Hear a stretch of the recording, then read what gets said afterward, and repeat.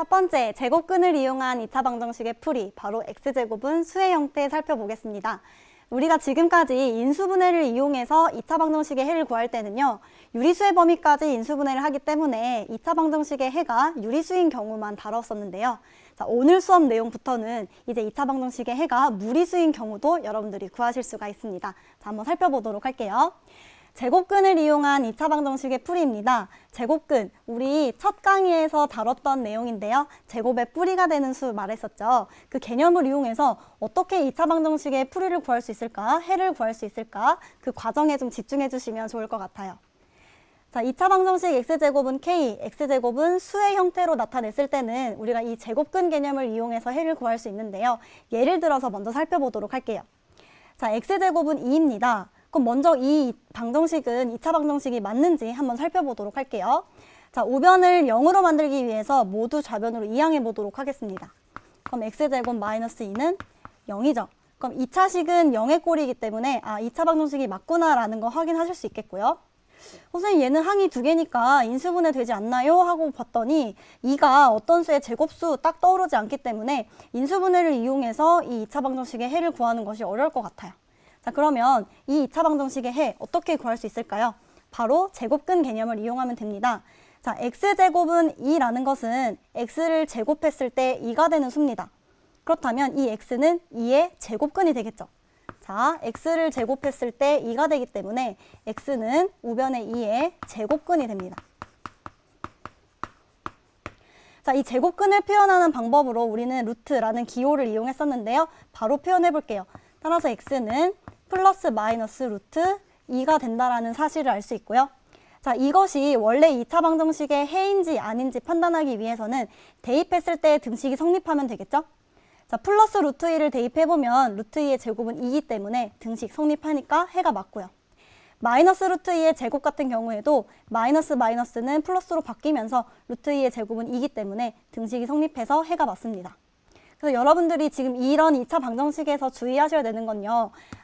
x제곱은 어떤 수의 형태라면 우리가 이항에서 인수분해하기 어렵기 때문에 그냥 x가 이 수의 제곱근이다 라는 개념에 착안해서 플러스 마이너스 루트 2라고 바로 해를 구해주시면 되겠습니다. 그러면 정리해 볼게요. 2차 방정식 x제곱은 k, k는 어떤 수를 의미합니다. 라는 2차 방정식이 있을 때 우린 이 해를 어떻게 구하냐면요. x를 제곱했을 때 k가 되기 때문에 제곱해서 k가 되는 수, 즉 k의 제곱근이라는 사실을 이용해서요. x는 플러스 마이너스 루트 k라고 우리가 곧바로 해를 구할 수가 있습니다. 자, 이때 수는 0보다 크다라는 조건이 있죠. 자, 왜 0보다 크냐? 왜냐면 양수인 경우에만 이렇게 두 가지 제곱근이 존재하기 때문에 그래요. 플러스 루트 k, 마이너스 루트 k라고 우리가 해를 바로 구할 수 있습니다.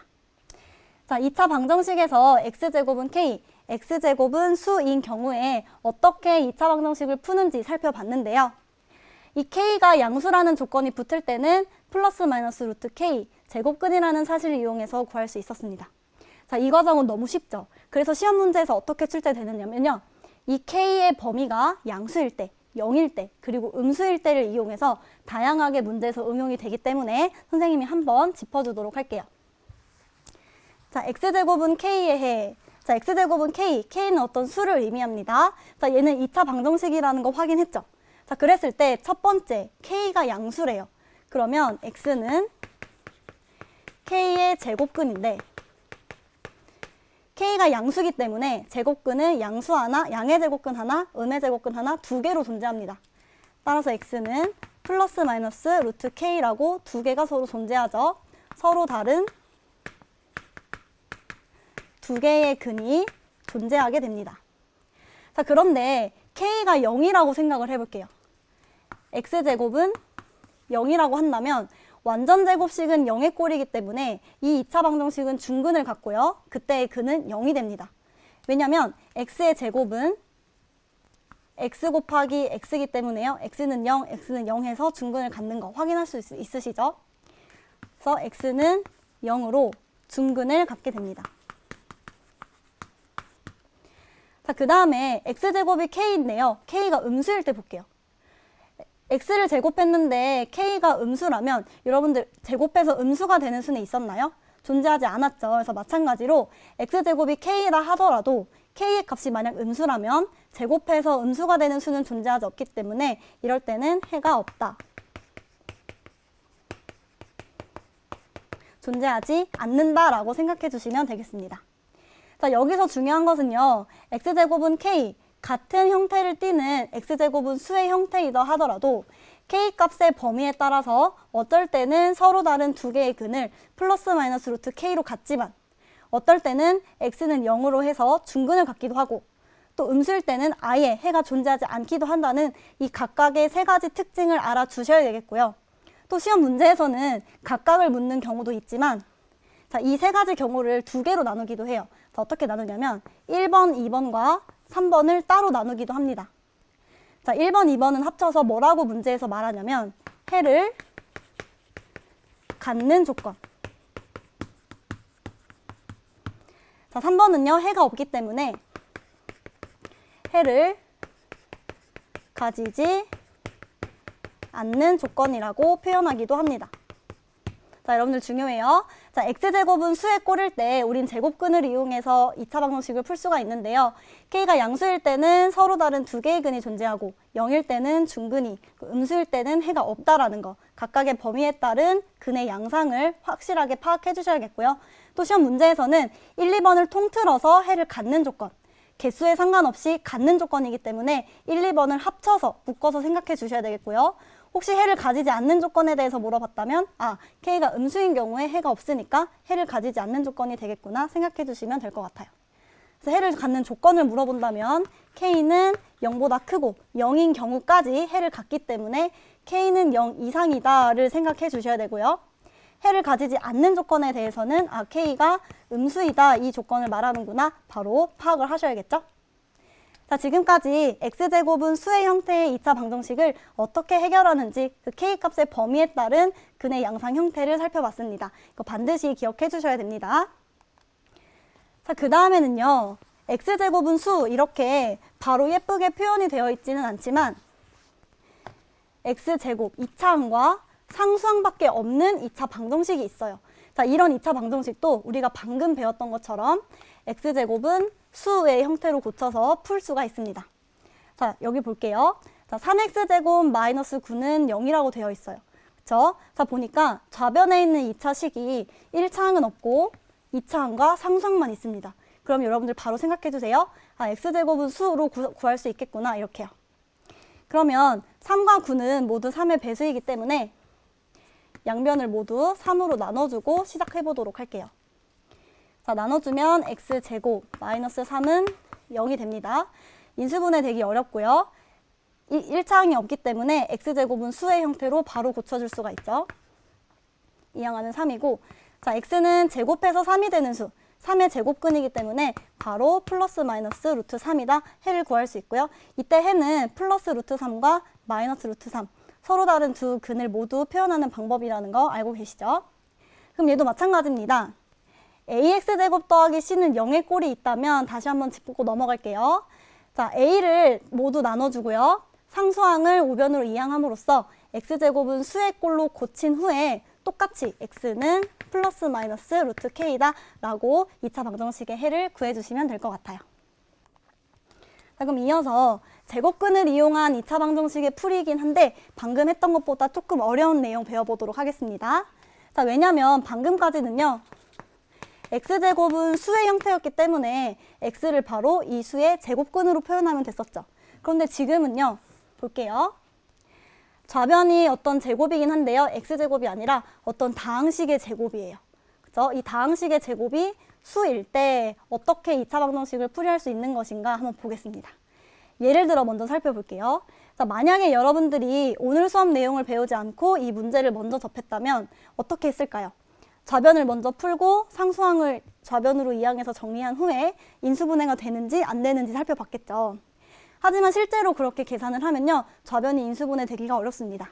그래서 자, 지금부터는 다항식의 제곱은 수의 꼴로 표현이 되어 있는 2차 방정식이라면 지금과 같은 방법을 이용해서 해를 구해주시면 돼요. 자, 어떻게 하느냐? 얘도 마찬가지예요. x 플러스 2 자체를 제곱했더니 10이 됐대요. 자, 그 말은 x 플러스 2가 바로 10의 제곱근이라는 뜻이죠. 왜냐하면 이 식 자체를 제곱해서 10이 됐기 때문에 그래요. x 플러스 2라는 식이 10의 제곱근이기 때문에 우리가 이를 그대로 개념 적용해서 풀어주시면 됩니다. 자, 그러면 x 플러스 2는 10의 제곱근 두 개가 존재하죠. 바로 플러스 마이너스 루트 10입니다. 이렇게 표현할 수 있어요. 왜냐하면 얘를 제곱했을 때 10이 되기 때문입니다. 자, 그런데 우리가 궁금한 것은 이 2차 방정식의 해, 즉 x의 값입니다. 그럼 x만 남겨놓기 위해서 우리가 좌변에 있는 플러스 2를 이항해줘야겠죠? 자, 이항해주면 부호가 바뀌는데요. 우리가 이럴 땐 주로 어떻게 쓰냐면 마이너스 2 플러스 마이너스 루트 10이라고 씁니다. 자, 이항했을 때 이 근호 뒤에 써주지 마시고요. 앞에다 위치시켜주세요. 자, 그럼 얘는 여러분들이 좀 생소할 수 있기 때문에 선생님이 이 두 근을 다시 한번 써볼게요. x는 마이너스 2 플러스 마이너스 루트 10이라고 계산이 되어 있는데요. 자, 얘는 어떤 두 수를 한꺼번에 표현한 것이냐면요. 첫 번째는 마이너스 2 플러스 루트 10 하나, 그 다음 마이너스 2, 그 다음 밑에 있는 마이너스 루트 10, 이 두 수를 한꺼번에 표현한 것이 되겠습니다. 그래서 이렇게 완전제곱식은 수의 꼴로 나타나는 2차 방정식의 경우에는 그 식 자체가 이 수의 제곱근이라는 개념을 적용해서 우리가 이렇게 표현할 수 있고요. 우리가 궁금한 것은 x의 값이기 때문에 좌변에 남아있는 수를 이항시킴으로써 해를 두 개 구할 수 있었네요. 자, 그러면 일반화해서 한번 정리해 볼까요? x 더하기 p라는 식의 제곱이 q이기 때문에 x 더하기 p는 q의 제곱근입니다. 왜냐하면 이 식을 제곱했을 때 q가 됐기 때문에 그래요. 그러면 x 더하기 p는 플러스 마이너스 루트 q가 되겠고요.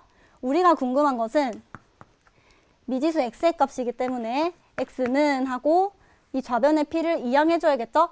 플러스 마이너스 루트 q보다 앞에 써주세요. 마이너스 b 플러스 마이너스 p 플러스 마이너스 루트 q라고 써주시면 되겠습니다. 그래서 이 방법으로 구할 수가 있어요. 그래서 x제곱이 아니라 완전제곱식은 수의 형태이다 하더라도 제곱근의 개념을 이용해서 여러분들이 차근차근 2차 방정식의 해를 구할 수가 있겠죠. 자, 그러면 지금 배운 내용도 완전제곱식은 수의 형태에서요. 이 수의 범위에 따라서 나타나는 근의 형태가 다른데요. 자, 같이 한번 살펴볼게요. 자, 만약 완전제곱식은 수의 형태에서 그 수가 양수라면 제곱근이 두 개 존재하죠. 플러스 마이너스 루트 q로요. 그러면 x의 값도 마찬가지로 마이너스 p 플러스 루트 q와 마이너스 p 마이너스 루트 q로 서로 다른 두 개의 근이 존재합니다.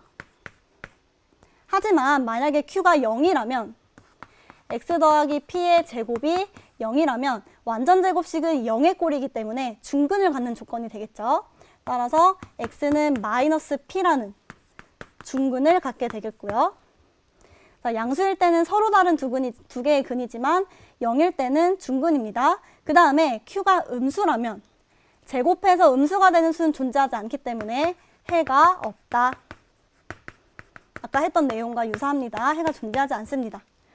이 각각의 경우에 대해서 q의 값의 범위에 따라 근이 어떻게 달라지는지도 알아야겠지만 시험 문제에서는 1번과 2번을 묻고 3번을 따로 한다고 했었죠. 자, 1번, 2번은 근의 개수에 상관없이 공통점이 뭐예요? 맞아요. 해를 갖는다는 겁니다. 해를 갖는 조건이라고 문제에서 말한다면 서로 다른 두 개의 근을 갖는 것과 중근을 갖는 것, 이 둘을 의미하는구나 바로 알아차리셔야 되고요. 자, 이때의 조건은 뭡니까? 완전제곱식은 수에서 그 수가 0보다 크거나 같은 경우를 말하겠죠? 그 다음 3번은요. 해를 가지지 않는 조건입니다. 제곱해서 음수가 되는 수는 없기 때문에 만약에 q가 음수라면 해가 없게 되겠고요. 해를 가지지 않는 조건이라고 문제에서 언급하고 있다면 q가 음수일 때를 말하는구나 라고 여러분들이 알아차리셔야겠죠. 자, 이렇게 완전제곱식은 수의 꼴인 2차 방정식의 해를 구하는 방법에 대해서 알아봤는데요. 각각의 경우에 따라서 근이 어떻게 달라지는지, 그 해를 갖는 조건과 가지지 않는 조건은 각각 무엇을 의미하는지 알고 계셔야겠죠.